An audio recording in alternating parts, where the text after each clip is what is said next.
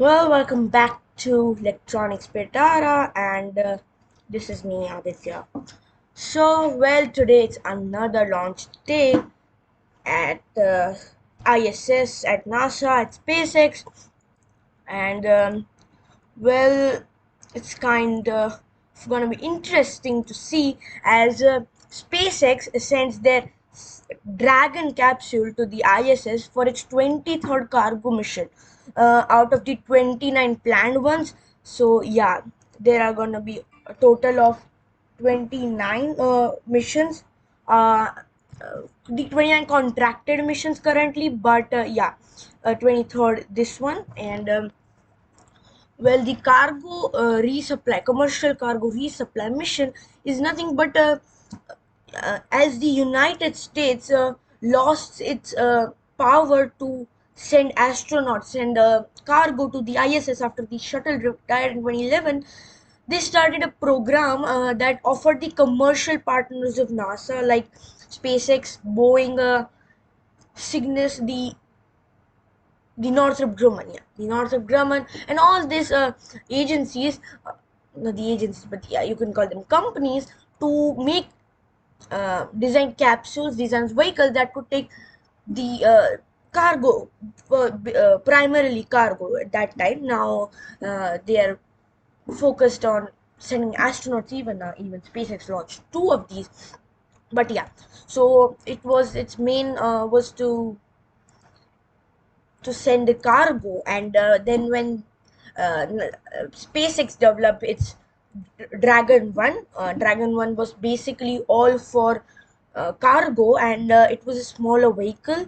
It had extended solar arrays, but this one is the cargo, the Dragon version 2, and it can also carry astronauts, but astronauts go on Crew Dragon vehicle, whereas it's a cargo. And the difference is that the launch abort system isn't present on the cargo version. Now, the cargo version will be launching today, and let's see uh, what's all on the thing on this particular I Dragon capsule. So first of all, we'll go for the uh, first of all we'll see the experiments going today, and wait, I just put my webcam up. Yeah, and yeah, experiments. So this is the first experiment going. This is called the Apex 08. These are genetically engineered seeds that could help researchers design plants better suited for microgravity. Now, to be sure, to get you clear, there is gravity on the ISS, because of that only. No, because of the Earth's gravitational influence, is the ISS orbiting the Earth, or it would have gone out? So yeah, there's a little amount of gravity, and to maintain its orbit, it's orbiting at a fast rate like 17,000 kilometers per hour. That's too high. So yeah, but it still has a little amount of gravity, like it's in decimal. So for microgravity, these are being done. Then we have the wait we have the Missy 5 mission, Missy 5 experiment. This is the these are concrete, fiberglass composites, solar cells, radiation protection material, and more will be tested for durability in the harsh space environment. So when we are designing spacecrafts, other structures and all, so these will be tested there for harsh environments, so that we particularly know what's gonna be the outcome of each material, and so we can decide whether to send these and not. Let's film in Sanskar. Hello. um, and yeah, so this is the second experiment that's going. The third experiment that's going will be Japanese nanoracks Gitai robotic arm, and yeah, this particular is the my personal favorite, because this will test robotic equipments, especially this robotic arm for the spacecraft operations, and crew safety, and it will reduce costs. So its main purpose is to demonstrate that it can reduce cost of spacecraft operations and crew safety. This is the third experiment. The next is the retinal diagnostics. So this one is the retinal diagnostics, particularly designed by the European Space Agency with one of the other companies. So what is it? It will capture images of retinas of astronauts to test a small light-based device which may serve as a mobile retinal diagnostic tool on Earth and in space. So yeah, this is for the retina, so it will diagnose all that. So it will first, the researchers will take pictures of the astronauts retina, and then furthermore they'll test this. The next is the Ready FPI, and it will study how bioactive metabolites in wine production waste could help mitigate bone loss related to osteoporosis. Let's see how many viewers we have. So yeah, it will help researchers find how it can help in reducing the pain related to osteoporosis and bone loss related how to reduce bone loss. Next is the Faraday Research Facility experiment, and I think I don't have any pictures, or do I have? Okay, we don't have pictures, but they'll use ants, plants, and even brine shrimps. A group of Girl Scouts will be among the first researchers to help test a new autonomous research platform on the International Space Station that is helping to expand the affordability of microgravity research. The research facility, Faraday Research Facility, developed by ISS US National Laboratory Commercial Service Provider ProxOps LCC, will launch on SpaceX upcoming 23rd CRS-23. They will be launching 12 remotely operated microlab experiments, and they can provide a cost and the resource effective way to transport, conduct, and return space flight investigations. This was all about the Faraday Research Facility, and these are some of the experiments, these ants, brine shrimps, and plants that are going on this particular mission. And this one, okay, so this is the Faraday Nice test. It is a Faraday Nice. It tests an implantable remote control drug delivery system using sealed containers of saline solution as surrogate test subjects. The device could provide an alternative to bulky, cumbersome infusion pumps, a possible game changer for long-term management of chronic conditions on the Earth. Remote control drug delivery could increase patient compliance, especially for children, elderly, and disabled individuals. So yeah, this could be like, maybe I have this phone, and maybe one of my brother or anyone needs to take a medicine. So instead of that pumping, okay, what I could do is put on this mobile, and I could click on their app, and it could directly inject.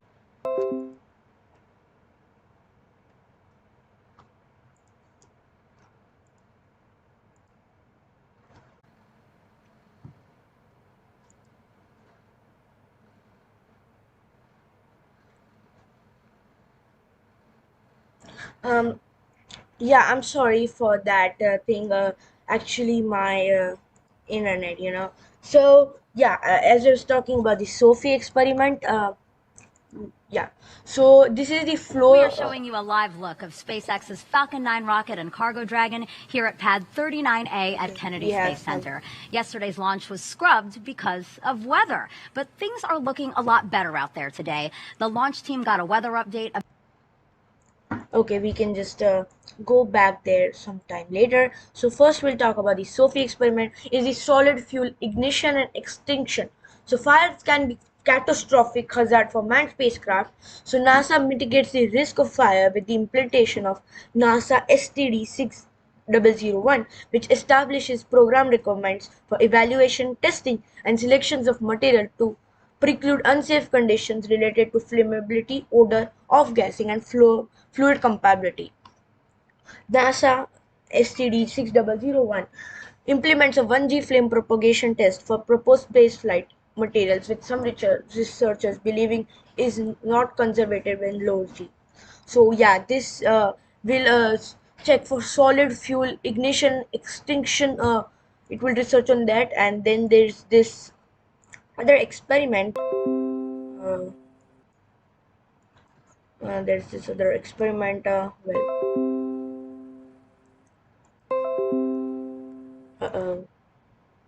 uh, so the other experiment is FBCE. Uh, so what's the FBCE is flow boiling condensation and condensation experiment, and it is a two-phase flow boiling condensation facility. It is for the proposed research aims to develop an integrated two-phase flow boiling condensation facility for the ISS to serve as a primary platform for obtaining two-phase flow and heat transfer data in microgravity. So yeah, its main purpose is to research for the development of such a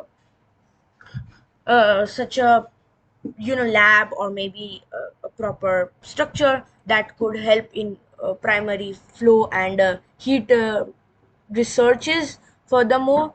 And I think that's yeah, there's this last one experiment from Kisser Oscar Cube, sorry, Kiskar Cube, and what's this is its name is Space Omics. No, no, is its name Spaceomics? No, sorry for that.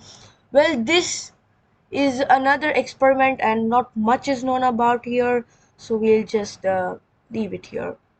Okay, and then there's one more experiment by Spaceomics that is for analysis of the skin microbiome of diabetic foot ulcers. So yeah, that's for that.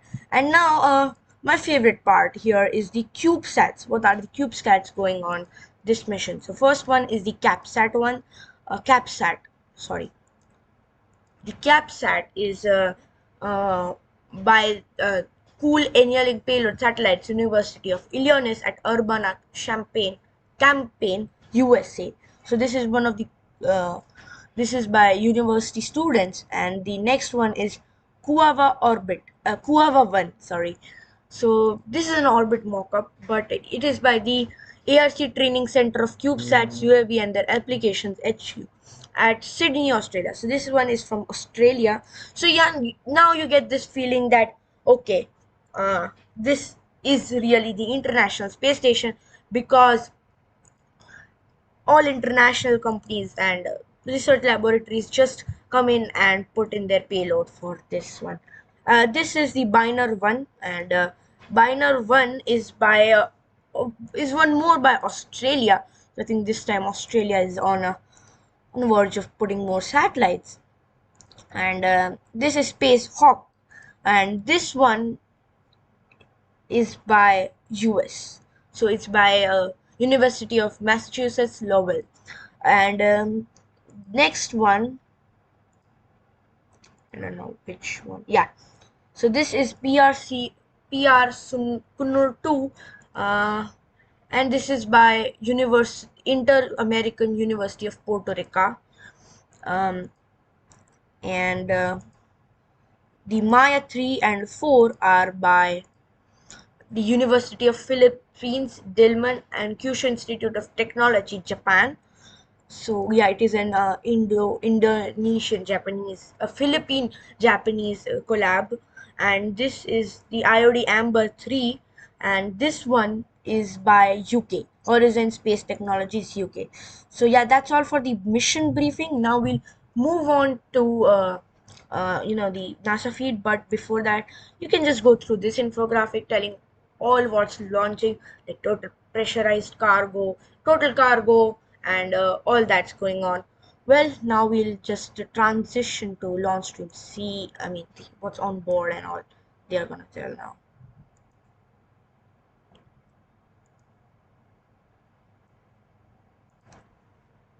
difficult for me. Dr. Peluso, tell us about your experiment. What is it that you're trying to study?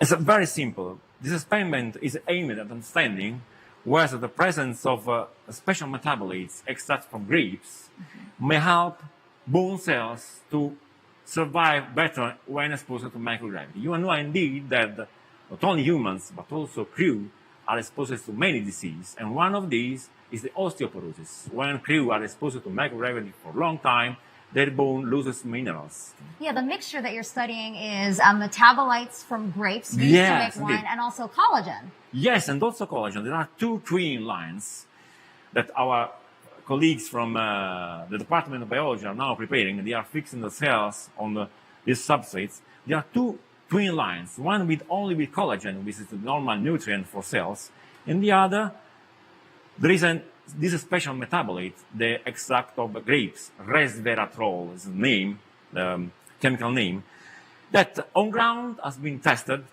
successfully.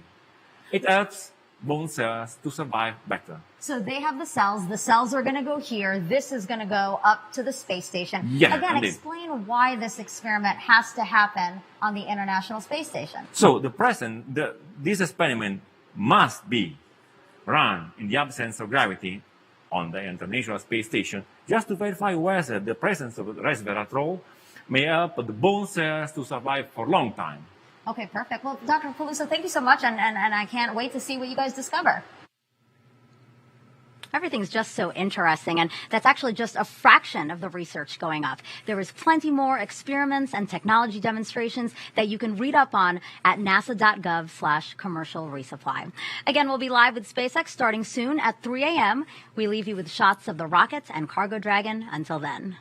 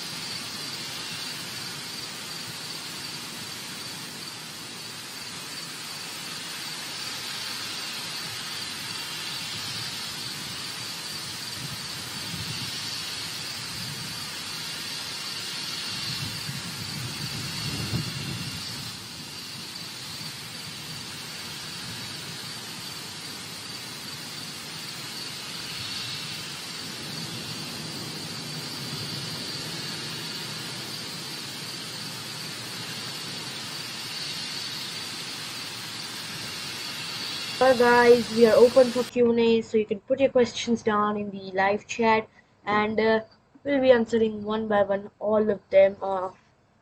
So yeah, make sure you subscribe and ask questions. Really get this great pre-launch presentation. It was cool seeing all the CubeSats. Keep up. Thank you, Vigil NTS, and you can consider becoming our Patreon patron for watching the rendezvous, talking, and all other processes related to uh, this particular mission on a Patreon. That's gonna maybe happening tomorrow, and we'll put up all cool stuff there on Patreon. So yeah, do consider becoming a patron. But if not, just consider subscribing and follow us on all social medias: Twitter, Electronics Pit One, Discord. That's on my channel. Channel banner, near the channel banner we have a website where we put all articles and um, other stuff like electronic projects and all is on in this channel and on our website as a written article. We also have an Instagram as electronics Pitara and a Facebook page, so do come up. And yeah, the all the pop-ups are coming on the screen, so you can even refer to them as we go. And yeah, currently we can have a shot of the rocket. So here's the rocket. Well, I don't know, but this is a little funny, but NASA does not prefer in streaming on giving their feed at 1080p. I don't know why, but maybe some reasons.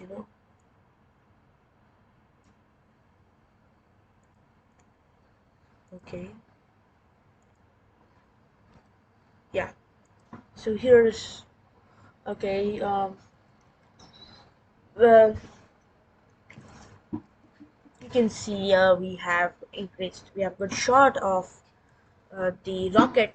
This is the Dragon, and you can see those abort areas where the abort engines were have been closed, and maybe they put up extra space, but we don't need any abort systems when there's no human life. But I don't think that's a good idea, because if we could maybe at least put in capsules, cargo capsules, so it would in a failure save a lot of money for everyone, so that we could reuse any of those that survived the abort. Any of those that survived the abort could be resent, but I don't know why they do not use the abort. Maybe it gives a space, but I don't think that much space, because abort engines are not that big enough that they could give any extra space to that. Well, let's see. Maybe there's some reason. Well, if you are interested in electronics projects and all, you can you can check out our channel. We have a lot of them, lot of projects, and there are many upcoming. We also do PC reviews, laptop reviews and all. So yeah, you can please subscribe and get notified when I upload a video. There's one more coming on automation. So yeah, never miss them, and become a subscriber and hit the bell icon. And I don't have much to say, but wait. And please share it with your friends and family, so that they can also enjoy these beautiful moments when the Falcon 9, Atlas, Starship, of any other rocket launches. These are spectacular moments, and it's worth it watching. Well, we just set it. Dragon is in countdown. Falcon 9 is in startup.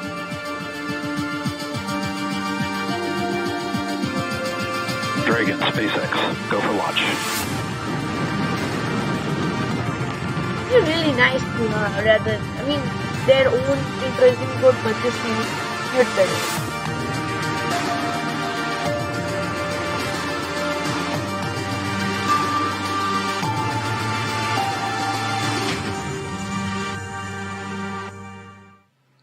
And we are back showing you another live look of SpaceX's Falcon 9 rocket and cargo Dragon here at pad 39A at Kennedy Space Center. Yesterday's launch was scrubbed because of weather. We're going to try again in just about 14 minutes. Thank you for waking up with us again this Sunday morning. I don't know what day it is, guys. I'm Megan Cruz with NASA Communications, live from Kennedy Space Center in Florida.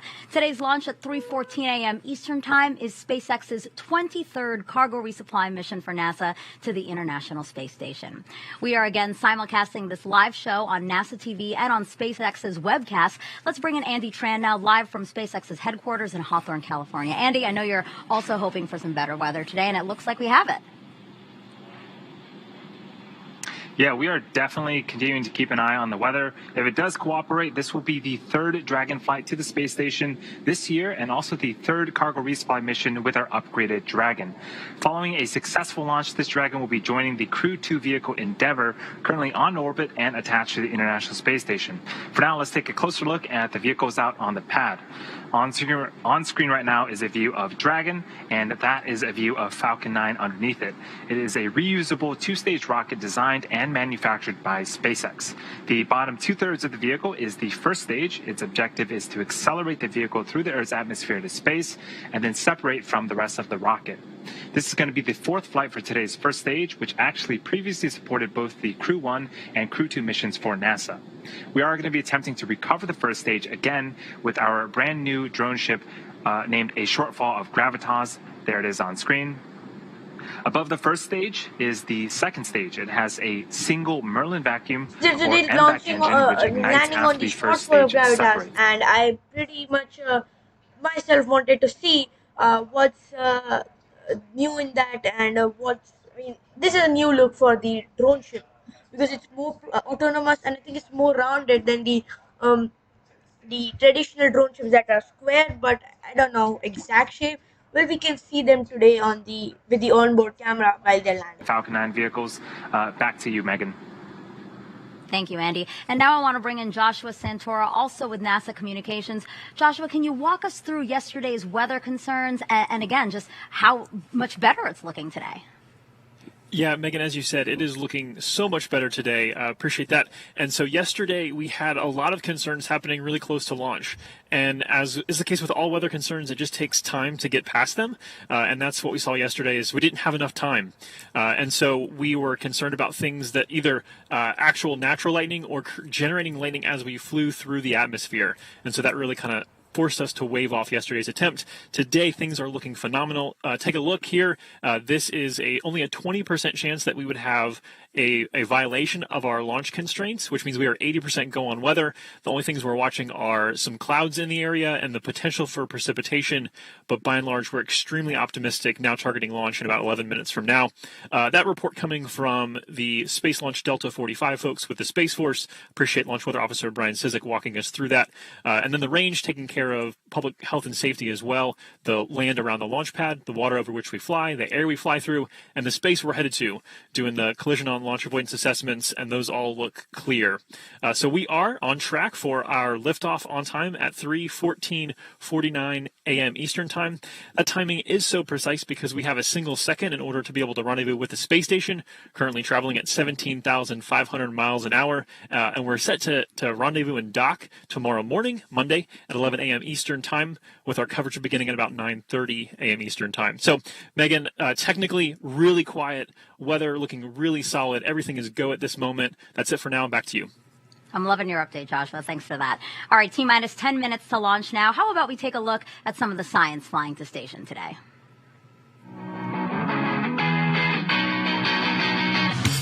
What do ants, plants, a remote implant, and brine shrimp all have in common? They're all part of investigations sponsored by the International Space Station U.S. National Laboratory, launching on SpaceX's 23rd Commercial Resupply Services mission.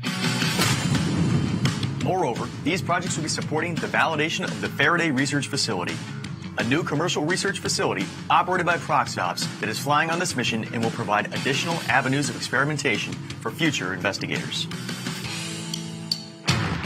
Specifically, the Girl Scouts of Citrus, in conjunction with Space Kids Global, will launch 3 different student-led investigations, all evaluating the characteristics of living organisms in low Earth orbit. One experiment will examine microgravity's effects on ant behavior. Another will look at plant growth in space. And the last will explore how brine shrimp move and behave in the low Earth orbit environment. A team of researchers from Houston Methodist Research Institute is also launching an investigation on this mission that will utilize the Faraday Research Facility. This team has a long and exciting history of space-based R&D in areas ranging from nanofluidics to drug delivery technology development, rodent research, and advanced materials. These research projects have led the team to its latest investigation that will aid in the development of a tunable drug delivery implant. The implant can be remotely controlled to release specific amounts of drug, providing individualized treatment for patients on Earth.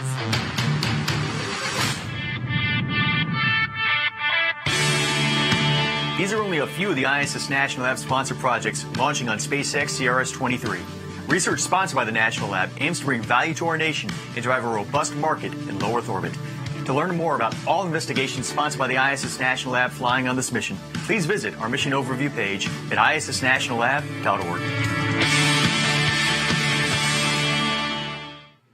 All very interesting and really a wide variety of science. Researchers use the unique opportunity to study things in microgravity to hopefully uncover ways to improve human spaceflight or how we do things here on Earth. Some of today's experiments were loaded onto Dragon just right before yesterday's launch attempt. You can see video there of what we call that late load. Each person is carefully handling the time-sensitive experiments that needed to be packed into Dragon as close to launch as possible. But what happens to the science once it arrives at the space station? Let's take a look at a special tour we shot just for you guys with the astronauts on board. Hello and welcome aboard the International Space Station. I'm NASA astronaut Megan MacArthur along with my crewmate Shane Kimbrough. We are getting ready for the SpaceX 23 cargo mission coming up soon, and we're very excited. It's going to be keeping us pretty busy. Hey Megan, let's go show them around the space station a little bit and we'll show you where some of these experiments are going to be done. Welcome to the European module called Columbus. This is where a lot of the SpaceX 23 experiments are going to hang out. One of those is called Apex 8, which is going to study the response to stressors at the genetic level of plants. Now, they're going to be really small plants in petri dishes that we're going to eventually put into this facility here that's called Veggie. It's a veggie plant growth facility. On my last flight, I got to grow lettuce in here, and we got to actually harvest that and eat it, so that's pretty cool. One of the things we're trying to do is to learn how to engineer plants to grow better in microgravity, and what we learn from that will be able to help us in the future in space travel, but also help people on Earth grow things better. This isn't the only facility we have on the International Space Station to grow things. We have an advanced plant habitat, and currently we're growing chili peppers in there, which we hope to harvest towards the end of our mission. So now we're in the U.S. laboratory, which is called Destiny, and this is one of our main areas for conducting science on the International Space Station. One of the things that makes the International Space Station such a versatile research lab are the express racks. There's a couple of them right here over my head, and the cool thing about these is that it allows different researchers from around the world to send up their own payload, and the express rack provides the power and data, cooling, whatever that particular payload needs. One of the new facilities that will be coming up on SpaceX 23 cargo mission is called the Faraday Research Facility, and it's able to house 4 different experiments at once. 3 of them will house small organisms. The 4th experiment will be a medical experiment to look at remote-controlled delivery of medication. So that will be an interesting technology demonstration as well. And we'll be able to install that facility, and we'll be able to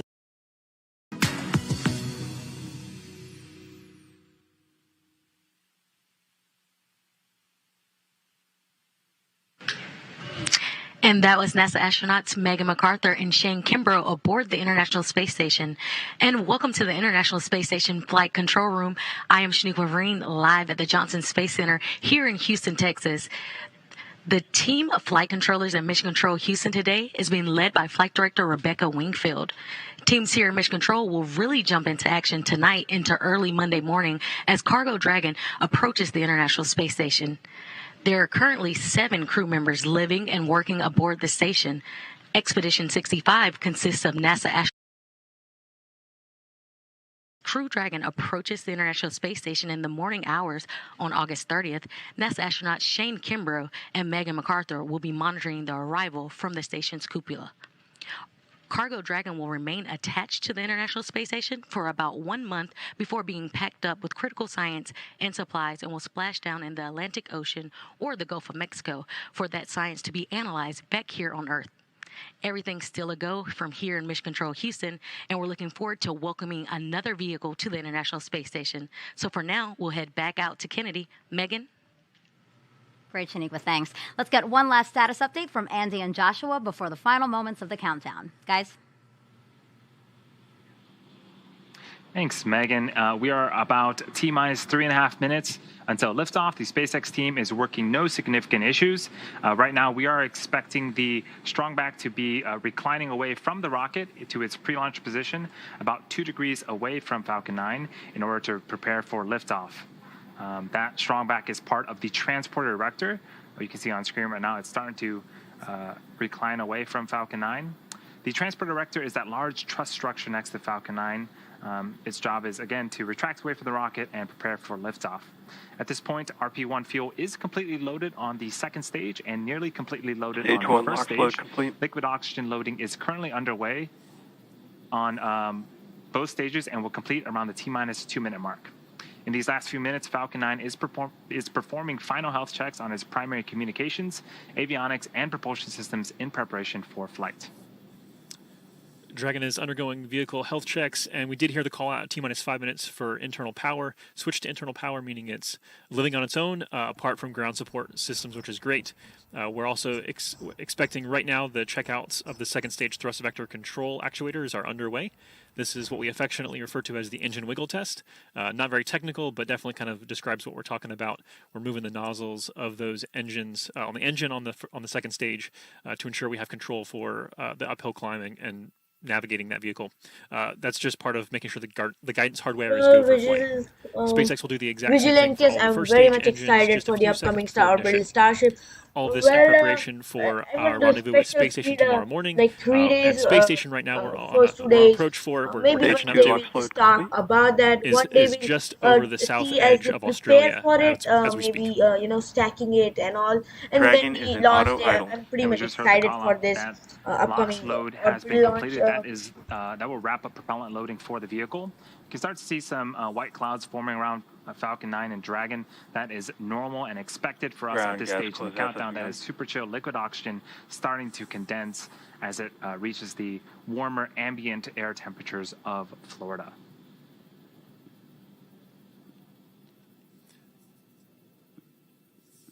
Through the rest of the countdown, we're going to hear a few call-outs, but by and large, we'll just listen in here and walk through as Dragon finalizes its preparations and the team verifies we're go for launch. Falcon 9's in startup. Dragon is in countdown. So we're approaching the final moments. Both stages are now pressurizing for launch. Range and weather should both be good to Falcon go. 9, CRS-23, go for launch. Okay, start up and go for launch is now confirmed. That was the voice of the launch director verifying we are go. T-minus 30 seconds. Okay, this is getting exciting. I'm pretty much excited for this. 20, 19, 18, 17, 16, 15, T-minus 15 seconds. 14, 13, 12, 11, 10, 10, 9, 8, 7, 6, 5, 4, 3, 2, 1, ignition. 0. Ignition and liftoff. Cargo Dragon takes flight, continuing a busy year of deliveries to a crew of 7 aboard the International Space Station. Oh my god, so many. This is a lot more time, and now it's final. Stage 1 chamber pressure is nominal. Launch for a while. We couldn't see. I mean, maybe they didn't have it. Maybe Starlink didn't work.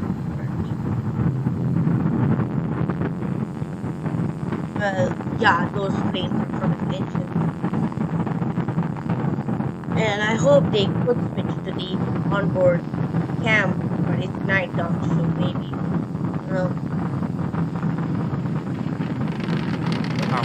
That road. Oh, yeah. now We are 50 seconds into flight. Falcon 9 has cleared the tower and is currently headed to space. In about 15 seconds here, we're coming up on max Q. This is where the vehicle will experience the highest amount of aerodynamic pressures. And yeah, they throttle down so that they could delay that max Q, you know. Okay. And there was the call up for max Q. We actually throttled down the Merlin engines in preparation for that event.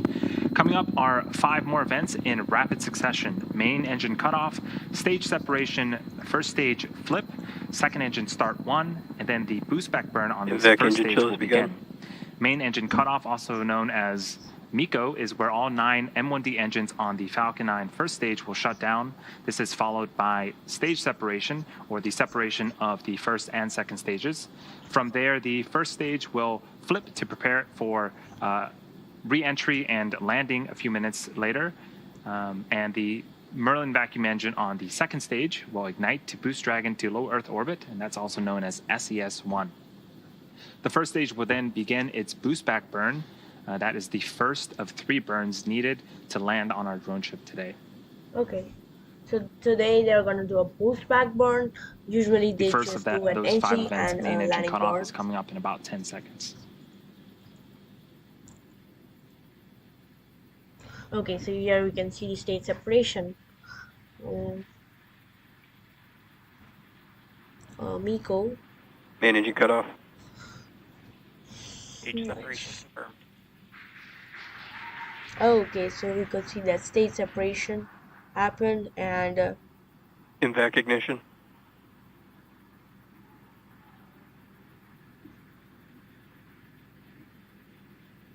so the vacuum engines have also ignited. Stage 1 boost back burn startup. Oh, so they're doing a boost back burn right now. Okay, those were those 5 events. A lot happening on screen. Main engine cutoff, stage separation. The first stage performed a flip. Second stage on the right-hand side of your screen ignited its Merlin vacuum engine. And on the left-hand side of the screen, we're in the middle of that first stage boost back burn. Looks like we are getting some really cool views Stage 1 of boost back shutdown. contrails being produced by the first stage. And that was the call out for the successful completion of our first of 3 burns on the first stage.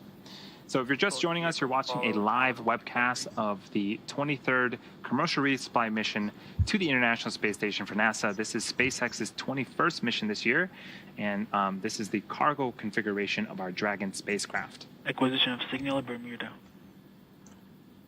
Okay, so it's going a pretty normal launch. You might be interested to know, in order to get into space, the rocket has to do more than just go up. It actually has to go sideways really, really fast. At liftoff, gravity is pulling straight down the rocket, and as we ascend, we tilt the engines. That turns the rockets horizontally. Now, we're still going up, but we're also heading horizontally away from the launch pad in what we call a gravity turn. The rocket typically needs to go about 7.5 kilometers per second, or 17,500 miles per hour horizontally, in order to avoid being pulled back down to Earth and get into orbit. Okay, so coming up will be landing burn and entry burn, and on these screen will again be is some the of view of the interesting parts. Merlin vacuum engine on the second stage. This On is the the opposite end of that engine is our Dragon. Next event for today's mission is the re-entry burn for the first stage. That's the second of 3 burns.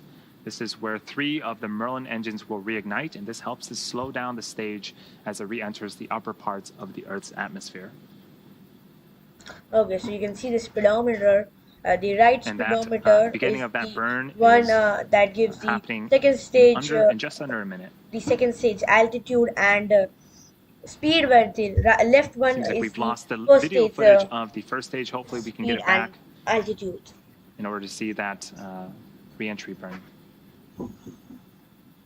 But on the bottom left-hand side of the screen is a speedometer of sorts tracking the velocity of the first stage. As we begin that second burn, watch for that speed to slow down, and definitely once we hit the denser parts of the atmosphere, we'll start to see the speed slow down quite significantly.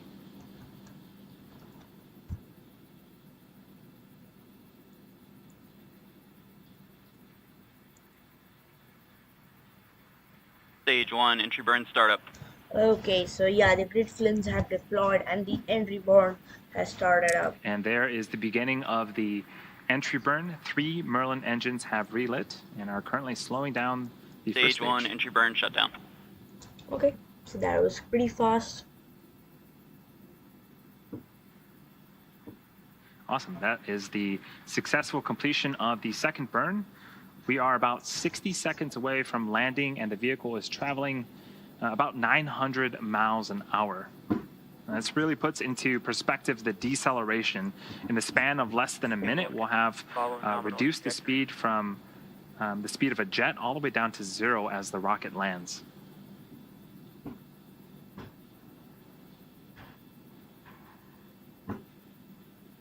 And again, this is our brand new drone ship, a shortfall of Gravitas.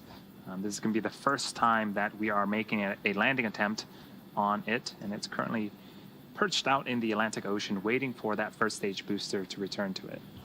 Okay, so yeah, upcoming is a landing, and then maybe in the coast we could see the, how they land. I'll be Stage 1, landing burn startup.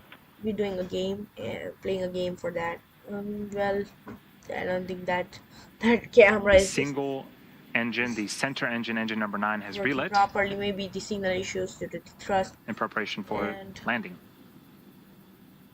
Where is it landing? Okay, we can see the thrust build up.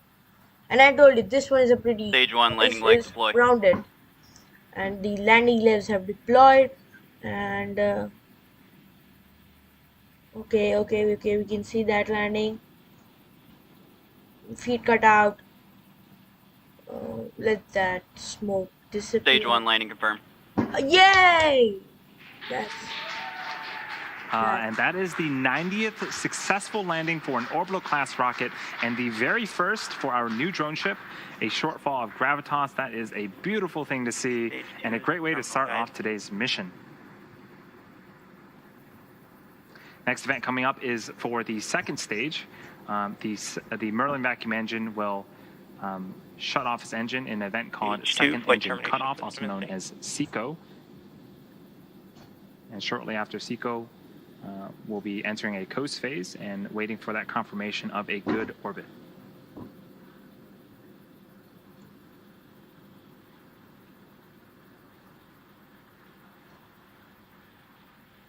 SECO. So yeah, SECO has occurred.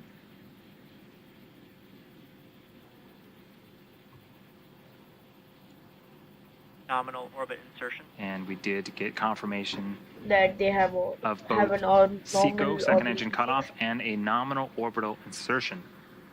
Now, the second stage has one last major task, and that is commanding separation of Dragon a couple of minutes from now. Again, this is the second flight for this particular Dragon and the first reuse of our upgraded cargo vehicle. We should have video of Dragon separation from the top of the second stage. It'll give us a nice view into Dragon's unpressurized cargo trunk. So it's a pretty coast phase types. So maybe And we when this could. Dragon makes its way to the International Space Station, it will be joining the Crew 2 vehicle Endeavour, currently on orbit and attached to the International Space Station. It's going to be super cool to see 2 Dragons docked to the International Space Station once again.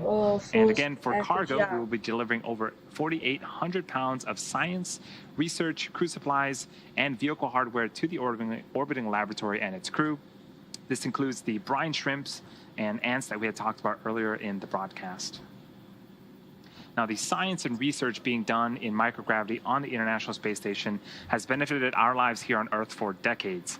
What's really cool is that our new Cargo Dragon vehicle is also able to act as a laboratory in the advancement of this science and research. We call this capability Extend the Lab. It allows some powered payloads to remain on Dragon for experimentation during the duration of the mission. This is especially helpful when there is limited to no space on station for additional science, and it also helps cut down the amount of time the crew has to move payloads in and out of Dragon. For CRS-23, there are 3 Extend the Lab payloads launching with the mission, and once docked, a 4th, which is currently already on the space station, will be added to Dragon. So we are about a minute away from that separation from Dragon from the second stage. For now, we are enjoying some views of the second stage Merlin vacuum engine. We can talk a little bit about the upgrades that have been made to Dragon. The first is solar arrays. Typically, after separation, we wait for solar arrays to unfurl from Dragon. This upgraded Dragon has been redesigned, and the solar arrays has its panels built into the trunk section itself, providing power during flight and while on board the station. Another upgrade is how we dock. Before, we needed Dragon to be berth, which is where a robotic arm from the International Space Station reaches out and grabs Dragon and will attach it to the International Space Station. Now, Dragon can autonomously dock using a centerline camera and LiDAR, which is an acronym for light detection and ranging. And so this autonomous docking sequence is what Dragon will go through in the short future as it continues to make its way towards the International Space Station. Separation confirmed. And that's a great view from Dragon separation. And that is a great view of Dragon separating from the top of the second stage.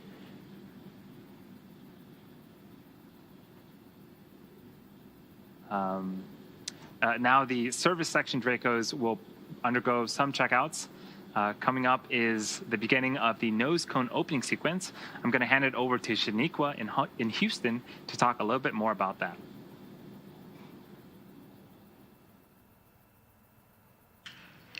Thanks, Andy. Everything is still going well back here in Houston and Mission Control Houston. Right after Dragon separated, it began a series of automatic checkouts, including some small firings of the Draco maneuvering thrusters. The next milestone is the nose cone deployed. The nose cone protects the docking hardware and rendezvous and tracking elements on top of Dragon during ascent. The nose cone deployed uncovers the 4 forward bulkhead thrusters, which Dragon will use for its major burn maneuvers to catch up with the space station. Once open, the nose cone will stay in that position until the very end of its mission, closing prior to re-entry to provide some additional protection to that same hardware during re-entry.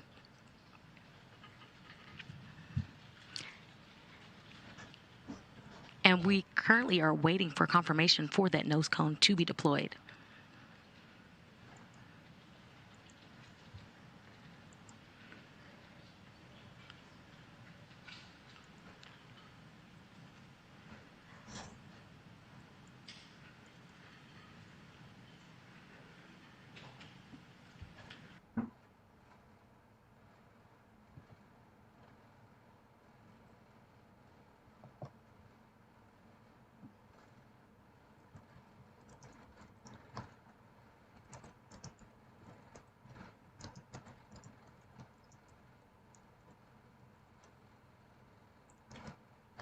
Thank you, Vigilantes. You're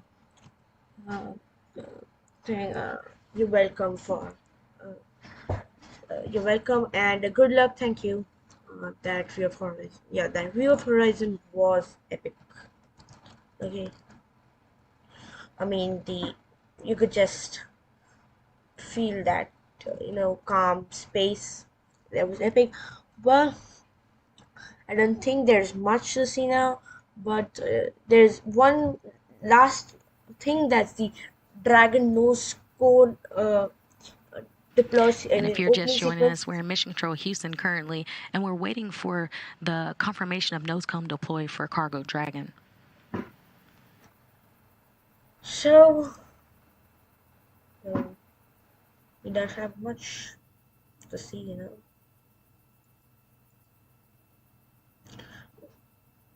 Well, one thing they could do was they do it on a crew mission, but not on a Dragon mission. They should have a telemetry of the inside and the outside of the Dragon with onboard cameras on it. The crew one have onboard cameras. And as we still wait, we do have a special guest.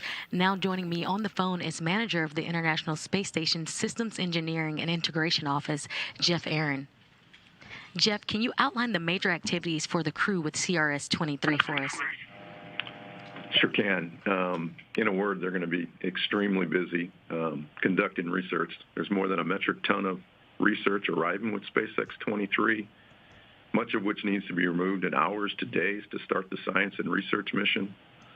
because most of which will be completed in the entire 30-day mission while SpaceX is on orbit. And then much of that science needs to return with the vehicle upon its departure.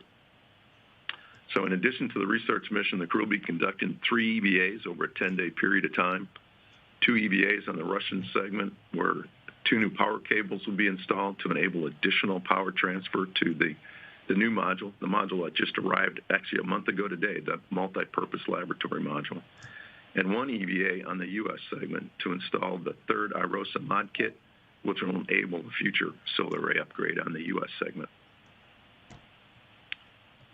Thanks, Jeff. And I know you mentioned a lot about the science and the hardware that's going up, but how critical are these deliveries for the station and for the astronauts aboard? Yeah, these commercial resupply missions are very, very important to continue advancing science aboard the space station. Over 3,000 experiments have been conducted during the station's lifetime, which we're now approaching, coming up on 21 years of continuous human presence. On this flight, SpaceX is packed with more than 2 metric tons of supplies, research, technology demonstrations, and hardware. The crew will stay busy unpacking and conducting these research activities, with the first several days being extremely critical for several experiments: the Faraday Research Facility, ESA Biofilms, and Tangle Lab. And you mentioned, Jeff, as always, it's a busy time aboard the International Space Station with cargo vehicles and crews coming and going. You mentioned the 2 Russian spacewalks that are quickly approaching us. How complex will the next few months be for the station program and the global partnerships? Yeah, it's always a complex time on ISS. And SpaceX 23, as I think you pointed out earlier, it arrives tomorrow. So 30-some hours, when I'm trying to do real-time math here, 28 to 30 hours later. But 10 a.m. Central is when SpaceX will arrive. Following docking to the Node 2 forward port. And oh, by the way, this is the first cargo vehicle that will be docking to the forward port. The hatch will be opened about 2 hours later. And then the crew still has several hours of unpacking to do to begin the research program. And although the first EVA isn't until Friday of this week, the crew has already begun preparing for each of these upcoming spacewalks, which include suit preparations, tool gathering and packing, procedure reviews, and personally a lot of self-study for the astronauts. There will be 2 on the Russian segment, as you said, and 1 in the U.S. segment, all over a 10-day period of time. So it's very busy time, but as I kind of said up front there, it's kind of like that every day on ISS. So very exciting times. Thanks, Jeff. All right. And thanks so much for joining us today. Back here in the International Space Station Flight Control Room, flight controllers are monitoring the systems on the station itself ahead of Dragon's arrival Monday morning. Once Dragon crosses that approach ellipsoid, which is the mythical sphere around the station, flight controllers here in Mission Control Houston will begin joint operations with the SpaceX teams in Hawthorne, California. NASA astronauts Shane Kimbrough and Megan MacArthur will be monitoring the approach and arrival of Dragon with a planned docking Monday morning at 10 a.m. Central Time, 11 a.m. Eastern. Once Cargo Dragon is docked to the station, MacArthur and Kimbrough will begin those hatch operations that Jeff mentioned. And between the International Space Station and Cargo Dragon, the hatches will be opened. Again, everything's still on track on the International Space Station side. So that'll do it for us here in Mission Control Houston. Now back over to Kennedy. Megan? Thanks, Shaniqua. That's going to wrap up our launch coverage of SpaceX's 23rd Commercial Resupply Services mission. Cargo Dragon is on course to dock to the International Space Station at about 11 a.m. Eastern Time tomorrow. We will have live coverage of rendezvous and docking beginning at 9:30. In the meantime, you can learn even more about this mission on nasa.gov Commercial Resupply. Thank you for joining us, and we'll leave you with a replay of today's gorgeous launch. T-minus 15 seconds. 10, 9, 8, 7, 6, 5, 4, 3, 2, 1, 0. Ignition and liftoff. Cargo Dragon takes flight, continuing a busy year of deliveries to a crew of 7 aboard the International Space Station.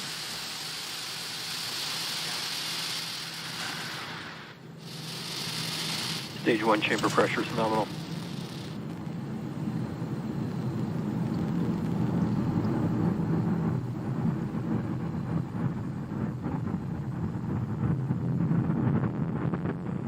So this is a replay. And yeah, thanks for joining in today. It was a nice one. And now I'll also leave you, and well, that's it from today. But still, there's docking and other procedures, so maybe we'll cover it on our Patreon. So consider becoming a Patreon. Well, one last thing, we could see one of our gameplays of this, my favorite game, landing after Space Flight Simulator. But this is one of them. Obviously, Kerbal is one on the top, but this one is my favorite for landing Falcon 9. I mean, it gives you a feel how complex things are while you land the the vessel. And okay, so I'll show you one how it crashes, but okay, you see that's how it crashed.